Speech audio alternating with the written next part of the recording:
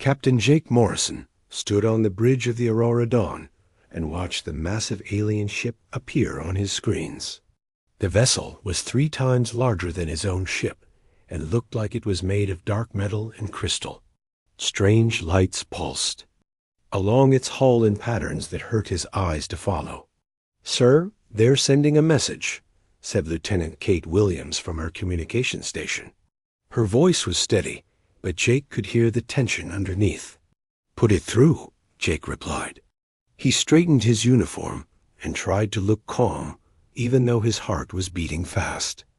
This was humanity's first real contact with an alien empire that actually wanted to talk instead of shooting first. The main screen flickered and showed a being that made several crew members step backward. The alien stood nearly 8 feet tall, with a body covered in what looked like living crystal. Her skin shifted between blue and purple colors, and her eyes were completely black with tiny stars of light deep inside them. When she spoke, her voice came through the translators as clear as any human voice. "I am Commander Zarathis Vilener of the Velthari Empire. You are the humans who sent the peaceful message. This is unusual. Most species either run away when they see our ships, or they attack us immediately." Jake stepped forward and gave a slight bow. "I'm Captain Jake Morrison of the human vessel Aurora Dawn. We come seeking dialogue and understanding between our peoples." The alien commander tilted her head in a way that seemed curious. "Understanding. Another unusual word from your species. Tell me, Captain Morrison, why do your people wish to understand us instead of fear us?" "Because fear makes enemies and understanding makes friends," Jake said simply. "We humans believe that the galaxy is big enough for many different kinds of people to live in peace." Commander Valenora was quiet for a long moment. Behind her, Jake could see other Velthari moving around what must be their bridge. They all had the same crystal-like skin, but in different colors and patterns. Their movements were smooth and precise like dancers. "You speak of peace, but your ship carries weapons," the commander said finally. "We carry weapons for protection, not conquest," Jake replied. "We have learned that the galaxy can be dangerous, but we always try talking before fighting." "Interesting. We will meet face to face to discuss this further. Prepare one of your shuttlecraft and come to our ship. You may bring 2 of your people." "With you," Jake nodded. "We accept your invitation. When would you like us to come aboard? In 1 of your hours? We will prepare a meeting space." The screen went dark. Jake turned to his crew. Dr. Lisa Bennett, their cultural expert, was already gathering her notes. Chief Engineer Pete Collins was checking his tablet and looking worried. "Are you sure about this, sir?" asked Commander Amy. Rodriguez, his second in command. "We don't know anything about their customs or what they might do to us." "That's exactly why we need to go," Jake said. "This is our chance to learn about them and show them who we really are." An hour later, Jake sat in the shuttle with Lisa and Pete as they approached the alien ship. Up close, the vessel was even more impressive. Sections of the hull seemed to grow and shift like it was alive. Strange symbols glowed along the surface, and Jake wondered what they meant. "Their technology is definitely more advanced than ours," Pete muttered as he watched his instruments. "The energy readings are off the charts, but somehow not dangerous to us." "That might be intentional," Lisa said. "If they wanted to harm us, they could have done it already. The fact that they're making their ship safe for us to visit is a good sign." The shuttle docked with a soft bump, and the airlock cycled open.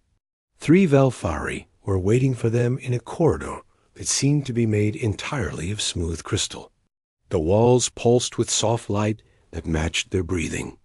"Welcome aboard the Eternal Blade," said the tallest Velthari. "I am Tactical Officer Kes Andra Molseth. Commander Valera waits for you in the meeting chamber." They walked through corridors that curved and twisted in ways that made no sense to human eyes. The walls showed images of star systems and battles, but Jake couldn't tell if they were real or just decorations. Other Velthari they passed stopped to stare at the humans with those strange star-filled eyes. The meeting chamber was a large round room with a table that seemed to grow out of the floor. Commander Velanera sat at one end with two other officers. Beside her, she gestured for the humans to sit across from them. "Now we talk properly," she said. "Tell me about your species, Captain Morrison. What makes humans different from the others we have met?" Jake thought carefully before answering. "We're probably not as strong or as smart as some species, but we try to make up for it by working together and never giving up. We believe that every problem has a solution if you're willing to think about it differently. You speak of working together, but you come from a species that fights wars among itself," one of the other Velthari said. His crystal skin was darker, and he sounded disapproving. "Yes, we do fight sometimes," Jake admitted. "But we also learn from our mistakes and try to do better. That's why we're here talking instead of fighting." Commander Valenora leaned forward slightly. "Show us what you mean by working together." Jake smiled and looked at Lisa and Pete. This was the moment he had been hoping for. "We'd like to share something with you that's very important to humans. Would you be willing to eat a meal with us?" The three Velthari looked shocked. The dark-skinned officer actually moved his chair back from the table. "You wish us to consume nourishment in your presence," Commander Velanera said slowly. "This is something we do in private. It is intimate and personal." "Exactly," Jake said. "Humans share meals with people we want to trust and understand. It's how we show that we're not enemies." Commander Velanora stared at him with those deep black eyes for a long time. Finally, she nodded slowly. "This is indeed different." "Very well, Captain Morrison. We will try this human custom of yours." 3 weeks had passed since the first meal Jake shared with Commander Velanera and her officers. The negotiations were going better than anyone expected.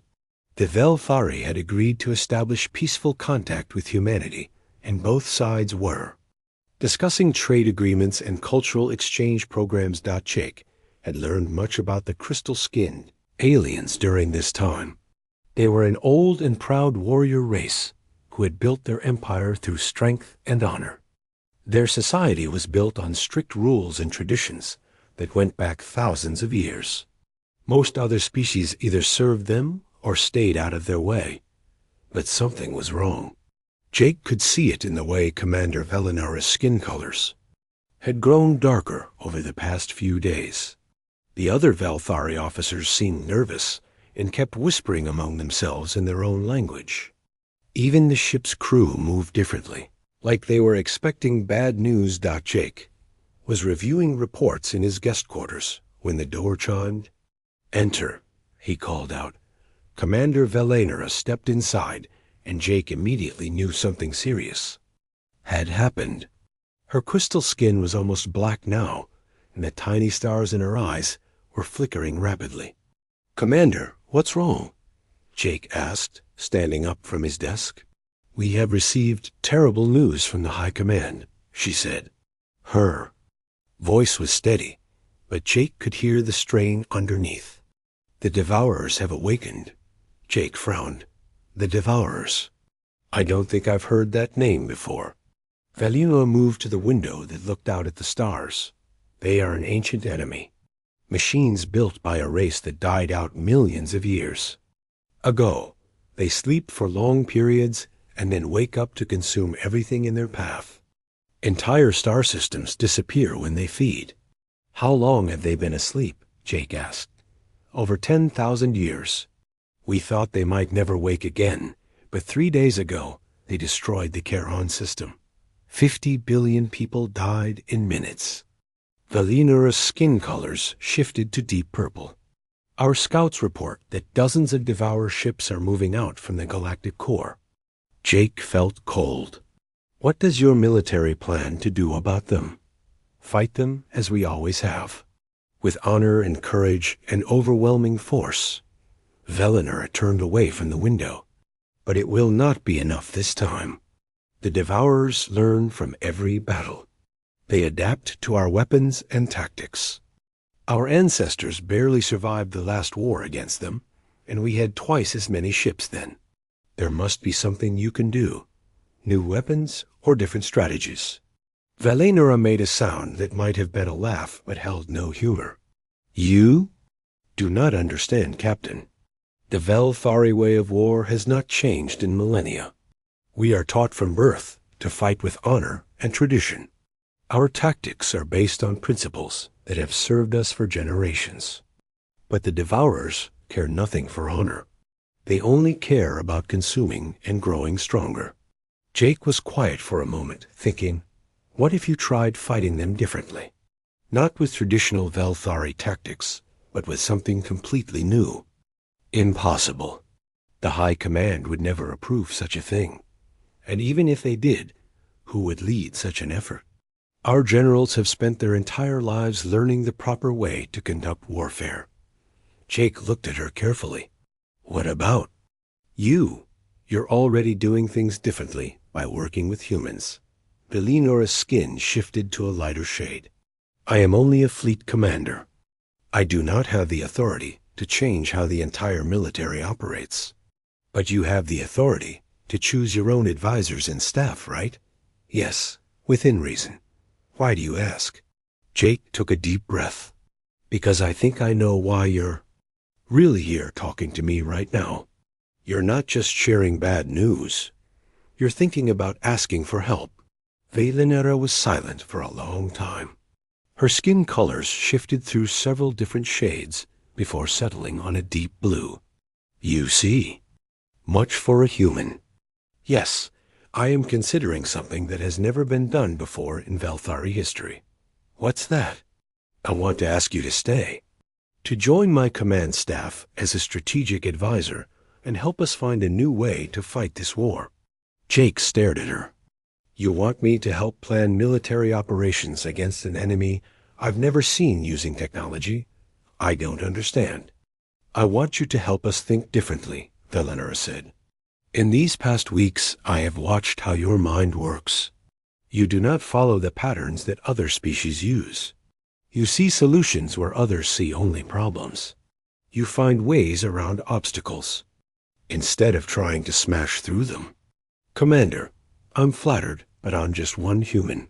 Even if I had good ideas, how could I possibly make a difference against something that threatens your entire empire? Valenera stepped closer. Do you know what first made me curious about your species, Captain Morrison? It was not your peaceful message or your technology. It was the way you suggested we share a meal together. No other species has ever done such a thing. They follow their own customs and expect us to follow ours. But you found a way to bridge the gap between us. Jake nodded slowly. You think humans might be able to find ways to bridge the gap between traditional Velthari warfare and what you need to fight the Devourers. Exactly. The Devourers expect us to fight, as we always have. They have adapted to counter our standard tactics. But what if we fought in ways they have never seen before? Ways that even we have never tried.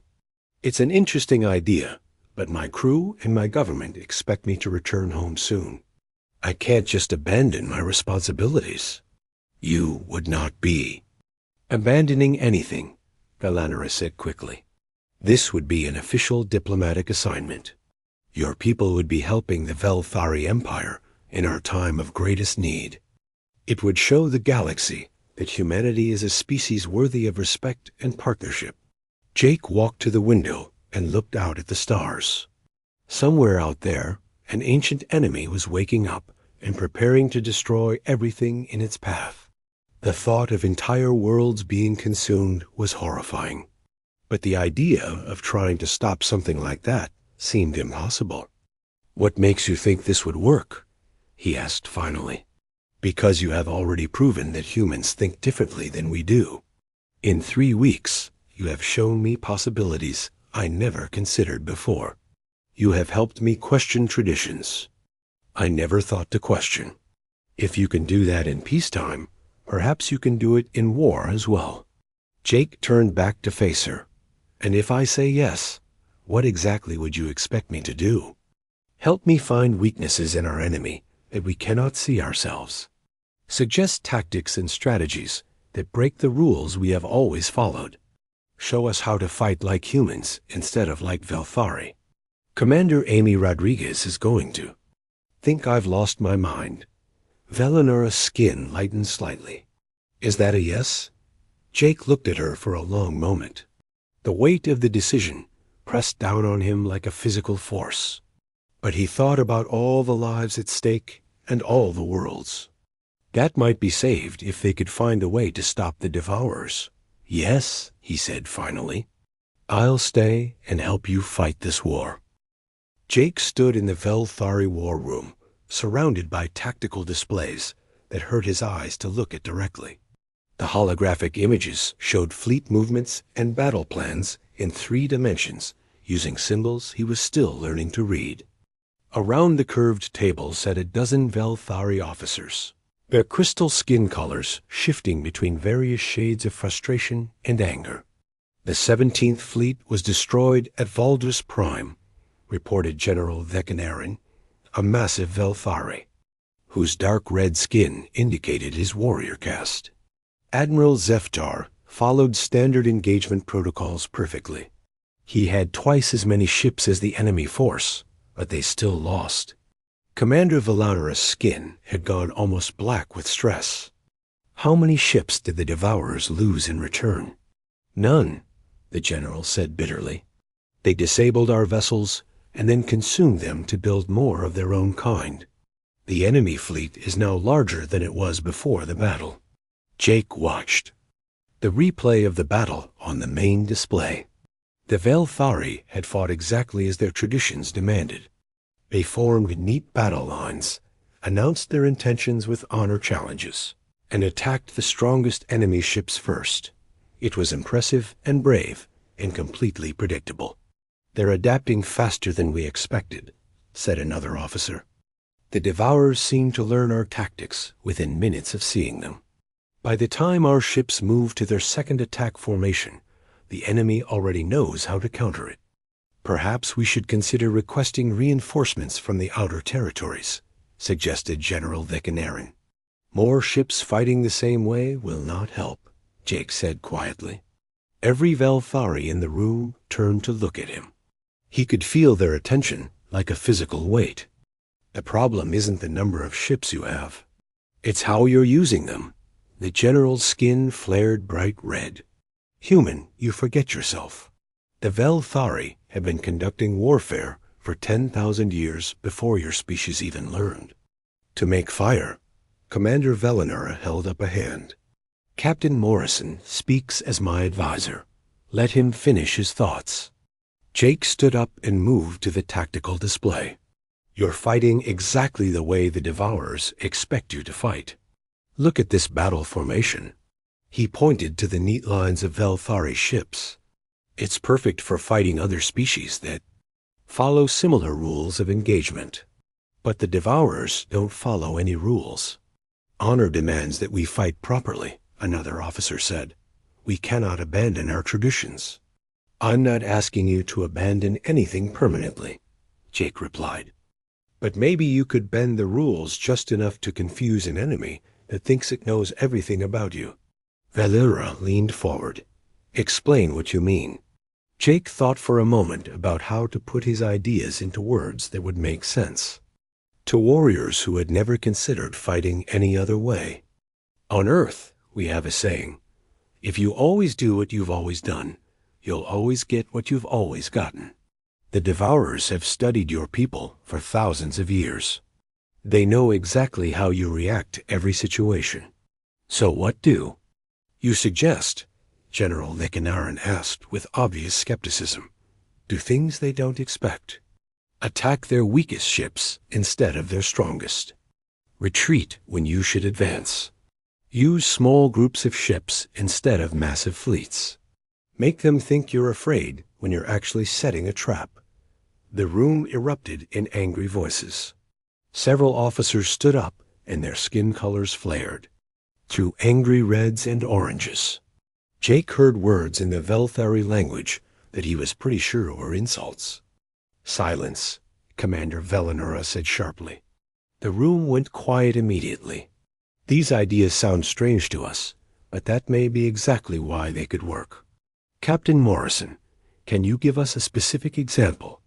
Jake moved to the control panel and called up a recent battle report. "Look at the engagement at Telos Station. The Devourers sent a small force to probe your defenses. You responded with a full battle group, because that's the proper response to any attack. But what if you had only sent 1 or 2 ships and then had them run away as soon as the fighting started?" "That would be cowardice," General Decanerin growled. "No, it would be bait," Jake said. "The Devourers would probably chase your retreating ships right into a trap you prepared ahead of time. They're machines. They follow logical patterns. If you run, they'll assume you're weak and pursue you."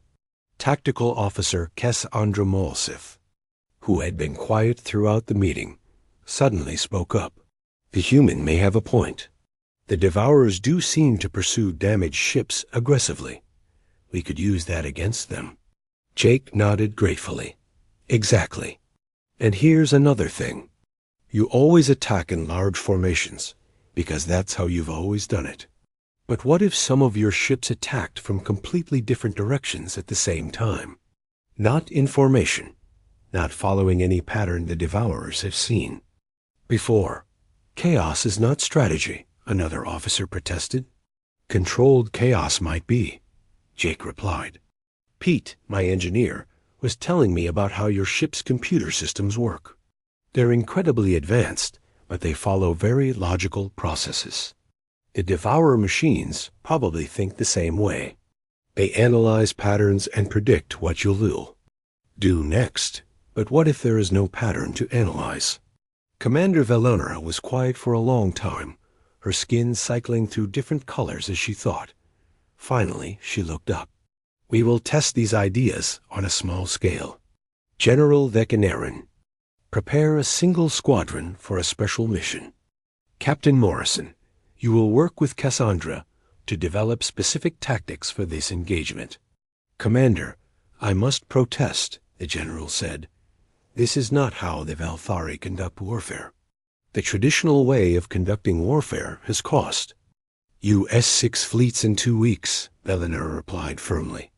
"If we continue fighting as we always have, the Velthari Empire will cease to exist within a year.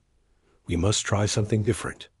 Over the next several days, Jake worked closely with Cassandra and Pete to develop what they called the Wild Card Protocol. Instead of approaching battles with predetermined plans, Velthari ships would use random elements to confuse their enemies. Attack patterns would change unpredictably. Ships would retreat when they should advance and attack when they should defend. Nothing would follow the logical progression that machine minds expected. The first test came when Devourer scouts were detected near the mining world of Kepler-7.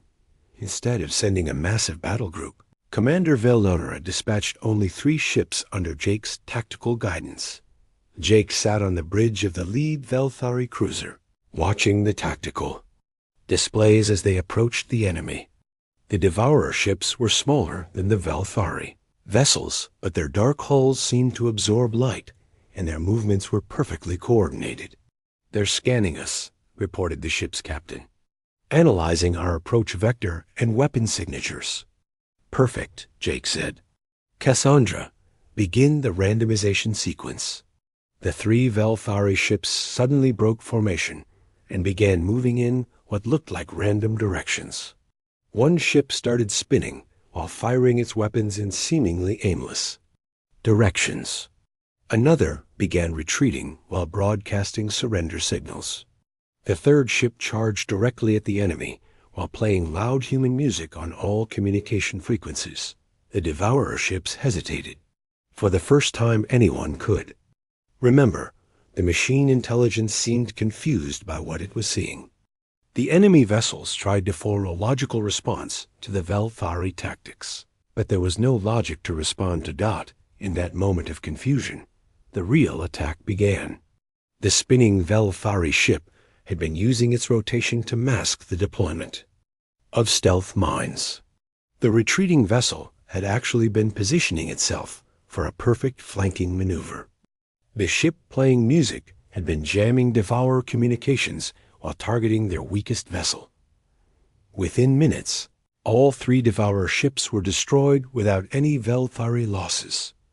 When the squadron returned to the main fleet, Jake found Commander Velanera waiting for him in the hangar bay. Her skin was cycling through shades of blue and gold that he had learned indicated pleased surprise. "Captain Morrison," she said formally, "you have given us something we thought we had lost. Forever. What's that?" Jake found Commander Velanera standing alone on the observation deck of the Eternal Blade, watching the stars through the massive crystal windows. Her skin was cycling through deep purple and blue shades that he had learned meant she was thinking about difficult things.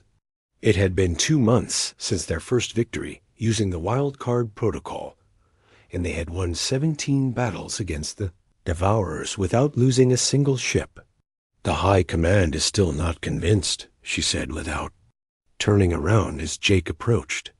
"They call our victories lucky accidents and demand that we return to traditional tactics."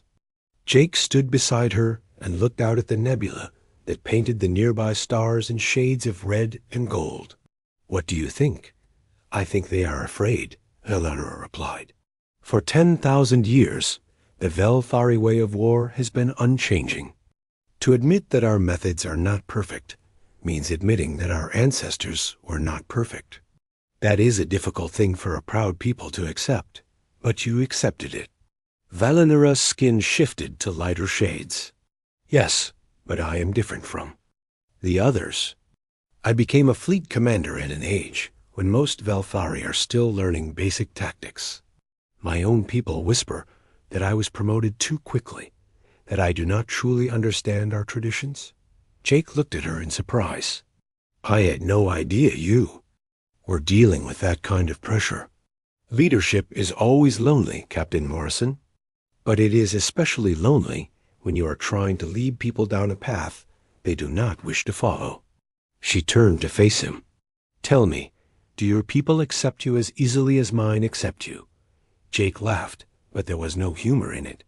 "Commander, Amy Rodriguez has sent 3 official protests to Earth Command, demanding that I be recalled for exceeding my authority. Half my crew thinks I've been brainwashed by alien technology. The other half thinks I'm risking human lives for alien politics. Yet, you stay. Yet I stay," Jake agreed.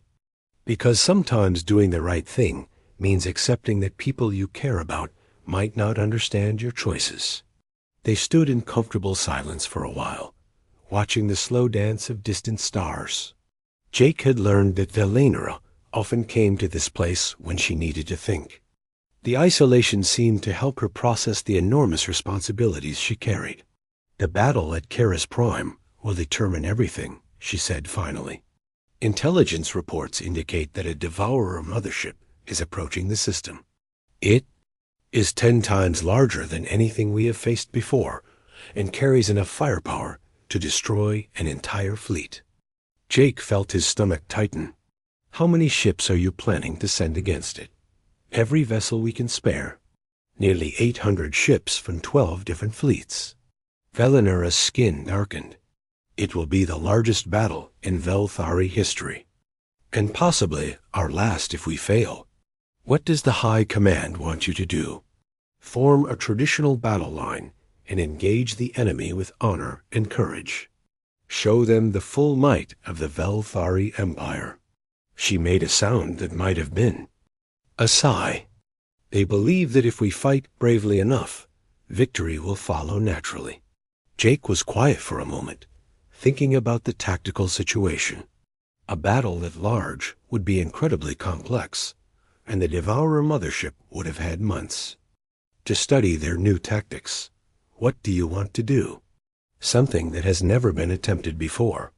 Something so completely unexpected that even the Devourers cannot prepare for it." Valera turned to face him fully. But it will require me to trust you completely, and for you to trust me in return. What are you thinking? The asteroid field around Keras Prime extends for millions of kilometers. Most commanders would see it as an obstacle to avoid. But what if we used it as a weapon instead? Jake's eyes widened as he began to understand. You want to turn the asteroids into projectiles. More than that, I want to coordinate 1,000 moving pieces into a single devastating attack while making it look like we are retreating in chaos and fear. Valera's skin brightened with excitement, but it would require precise timing and coordination beyond anything we have ever attempted. One mistake and we lose everything. It's risky, Jake said slowly, but it might be the only way to take down something that big. How would we coordinate that many ships and asteroids? That is the most dangerous part, Valera said. It would require linking our tactical systems directly to a human mind that thinks in ways the Devourers cannot predict. You would need to interface with our fleet command network. Jake stared at her. Is that even possible? Our medical officers believe so, but the process would change you permanently. Human brains are not designed to process the amount of information required for fleet-wide coordination. The neural modifications would allow you to think at the speed necessary, but you would never be quite human again. The weight of what she was asking hit him like a physical blow. And if it doesn't work, then we all die together, Valera said simply. But if it does work, we might save not just the Velthari Empire, but every other species in the galaxy. Jake walked to the window and pressed his hand against the cool crystal surface. Below them, he could see the lights of other ships in their fleet. Thousands of Velthari warriors who trusted their commander to find a way to victory. Beyond them, millions of worlds full of people who had no idea their fate might depend on one human's willingness to sacrifice his humanity. There's something else, Valera said quietly. If you undergo the neural modification, you would not be able to return to human space afterward. Your modified brain would require regular treatment that only Velthari medical technology can provide, so I would be trapped here forever. Not trapped, but permanently changed and permanently connected to us. Her skin shifted to softer colors. I would not ask this of you if there were any other choice. Jake thought about his life, back on Earth, his apartment overlooking the Pacific Ocean, the coffee shop where he liked to read on Sunday mornings, his sister's children who called him Uncle Jake and always wanted to hear stories about space travel. All of it would be lost to him if he agreed to this, but he also thought about the billions of people on hundreds of worlds who would die if the Devourers could not be stopped. He thought about the trust Valera had shown by asking for his help, and the peace, friendship that had grown between them over these past months. If we do this and it works, what happens afterward? He asked. You would become the first non-Velthari ever granted full strategic advisor status to the High Command. Your people would be offered a formal alliance with our empire. Humanity would no longer be a minor species struggling to find its place among the stars. Jake turned back to face her. And if I say no, then I will try to find another way, and hope that courage and tradition are enough. Valera's skin shifted to deeper shades, but I do not think they will be. Jake looked into her strange star-filled eyes and saw something there that surprised him. It was not just desperation or duty. It was genuine affection and respect. This proud alien warrior had become something he had never expected to find in the depths of space. She had become his friend. When do we begin the procedure? He asked. Valera's skin brightened to shades of gold and silver. Are you certain? I'm certain that some things are worth any sacrifice, Jake replied. And I'm certain that I trust you to make this work. For the first time since he had known her, Commander Valera smiled in a way that was unmistakably human. Then we begin immediately. Keras Prime is only 3 days away, and we have a battle to win. Jake opened his eyes and immediately knew that something fundamental had changed inside his mind. The world looked different now, sharper and more complex. He could see patterns in everything around him that he had never noticed before. The crystal walls of the medical bay seemed to pulse with information, and the movements of the Velthari doctors contained layers of meaning that his enhanced brain could read like text. "How do you feel?" asked Dr. Mirithis, the chief medical officer who had performed the neural integration procedure. "Different," Jake said, sitting up slowly on the medical table. "I can see connections between things that I never saw before. It's like someone turned on lights in rooms I didn't even know existed in my mind." Commander Velanora stepped forward from where she had been waiting by the door. "Can you access our tactical networks?" Jake concentrated, and suddenly his awareness expanded beyond the medical bay to encompass the entire fleet. He could sense the position and status of every ship, feel the flow of information between command systems, and understand the tactical situation with a clarity that was almost overwhelming. "I can see everything," he said with wonder. 837 ships spread across 40 million cubic kilometers of space. The Devourer mothership is approaching from the galactic east with an escort of 200 smaller vessels. We have approximately 6 hours before they reach engagement range. Velanora's skin brightened with satisfaction. The integration was successful. "Can you coordinate our attack plan?" Jake reached out with his enhanced mind and touched the command systems of every ship in the fleet. The sensation was like conducting a massive orchestra where each instrument was a starship crewed by living beings. "Yes, but we need to begin positioning immediately. This is going to require perfect timing and absolute trust from every captain in the fleet." They moved to the main tactical center, where hundreds of Velthari officers were monitoring the approaching battle. When Jake walked in, he could feel their uncertainty and fear. These warriors had spent their lives following established protocols, and now they were being asked to trust their lives to experimental tactics developed by an alien. "Attention all ships," Commander Velanara announced over the fleet communication system. "We will engage the enemy using Wildcard Protocol 7. All vessels will follow the coordination signals from Strategic Advisor Morrison. Trust in his guidance as you would trust in me."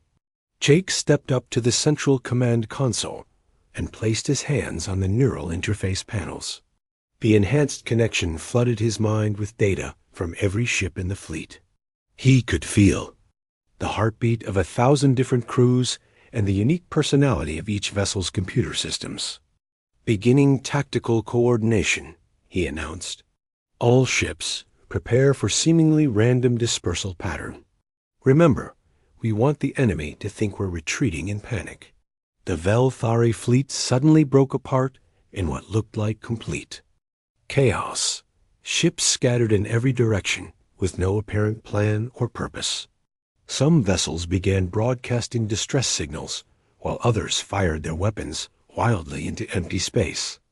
Several ships even began moving away from the battle zone entirely. Jake watched through the fleet's sensors as the massive Devourer mothership approached.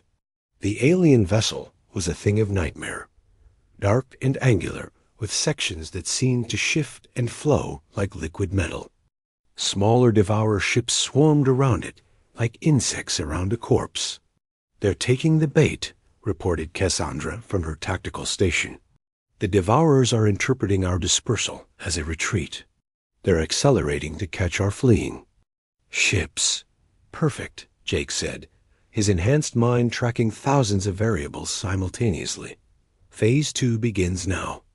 All ships begin asteroid herding operations."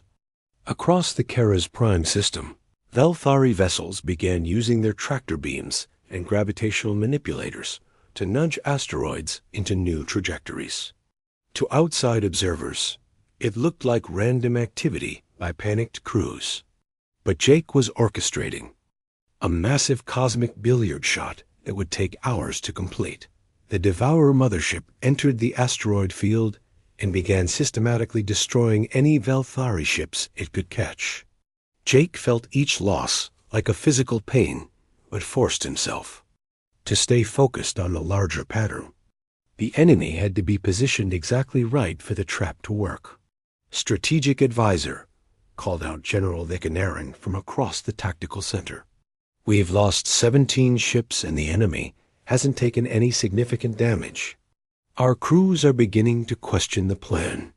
"Trust the process," Jake replied, his attention split between a dozen different calculations. "Cassandra, begin broadcasting fake surrender signals on all frequencies.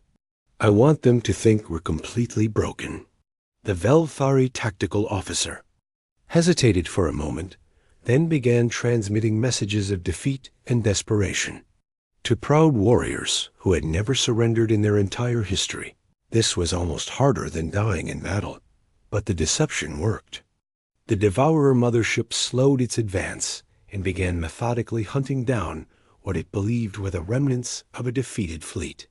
Jake could sense the machine intelligence's satisfaction as it calculated the resources it would gain from consuming the Velthari vessels. "Now," Jake whispered, and activated the final phase of his plan. Hundreds of asteroids that had been slowly moving into position suddenly accelerated toward the Devourer mothership from every direction simultaneously. The rocks had been precisely positioned so that they would all arrive at the same moment, creating a sphere of destruction that the enemy could not escape. But the asteroids were only part of the attack. As the Devourers focused their defensive systems on the incoming rocks, the scattered Velthari ships suddenly revealed their true positions and opened fire with every weapon they possessed. The attack came from above, below, and all sides at once in a perfectly coordinated assault that no single mind could have planned.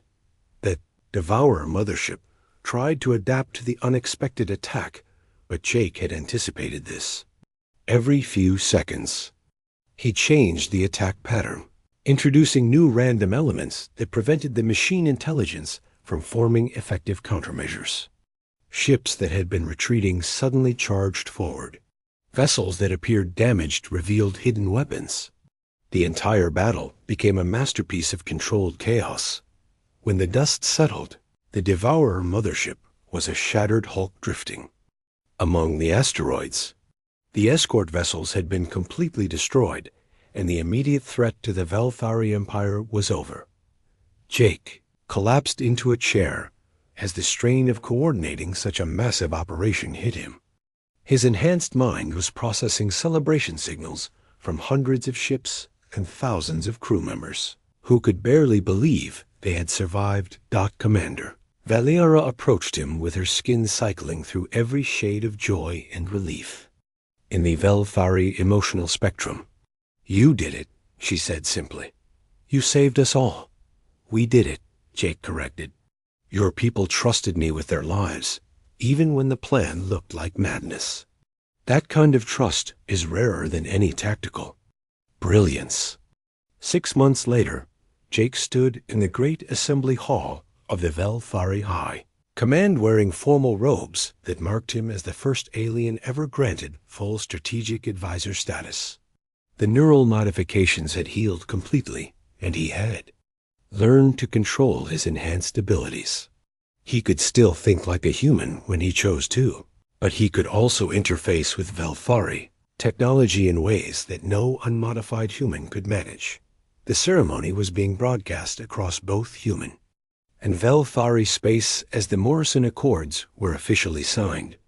The agreement established humanity as a full ally of the Velthari Empire and opened vast territories for human colonization under Velthari protection. Commander Valinara, who had been promoted to Grand Admiral after the victory at Karas Prime, stood beside him as the documents were signed. "Any regrets?" she asked quietly. Jake looked out at the assembled crowd of Velthari dignitaries and human ambassadors. Through the great windows, he could see human ships docking at Velthari space stations for the first time in history. His own species was finally taking its place among the great civilizations of the galaxy. None at all, he said with a smile. This is exactly where I'm supposed to be. Dr. Lisa Bennett approached them with tears in her eyes. The first human colony ships will launch next month, she reported. They're calling the settlement New Horizon. Appropriate, Jake replied. Though I think the real New Horizon is the partnership we've built here. Humans and Velthari working together, each bringing their own strengths to solve problems neither could handle alone. Admiral Velinora's skin shifted to warm golden shades. The galaxy is vast and full of wonders we have yet to discover. But whatever we find out there, we will face it together. Jake nodded and looked up at the stars visible through the crystal dome overhead. Somewhere out there, the Devourers still slept in the galactic core, and other threats might yet emerge from the darkness between worlds. But humanity was no longer alone in the cosmos. They had found their place among the stars not through conquest or submission, but through the uniquely human gifts of adaptability, creativity, and the willingness to trust across the vast distances that separated different forms of life. The ceremony continued around them, but Jake's enhanced mind was already thinking about the future.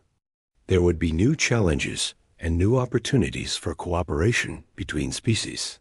There would be discoveries that changed everything and crises that tested every alliance. But for the first time since leaving Earth, he felt truly confident that humanity was ready for whatever the galaxy might hold. The stars were waiting, and humanity would meet them as equals.